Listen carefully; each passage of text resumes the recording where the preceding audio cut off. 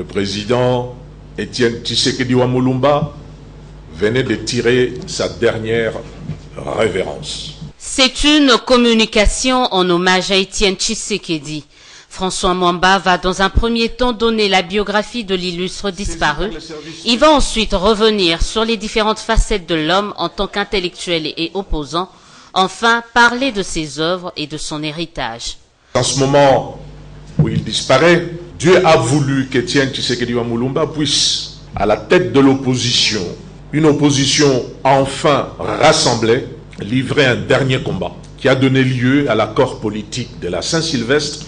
Fort de ce qu'il considère comme testament d'Étienne Tshisekedi, le président de l'ADER va formuler une série de demandes à la SYNCO ainsi qu'à la famille biologique de Tshisekedi.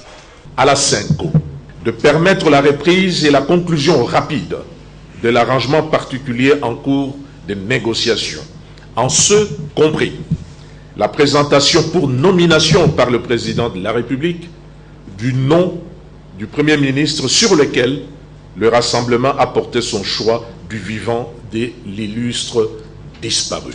L'ADER demande à la famille biologique de devoir patienter encore quelques jours avant de rapatrier la dépouille de Mukulumba Étienne Tshisekedi Mulumba, icône de toute la nation congolaise, pour qu'à la faveur de la conclusion définitive des termes de référence de son dernier combat, l'ensemble de notre peuple, réunis pour la circonstance dans toutes ses diversités, puisse dire à Mukulumba Yachichi, repose en paix.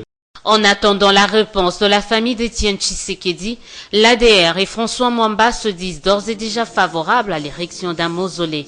La permanence de l'UDPS devra abriter ce monument funéraire, un lieu de pèlerinage où chacun pourra se rappeler le combat de l'homme de la 10e rue, a indiqué François Mwamba.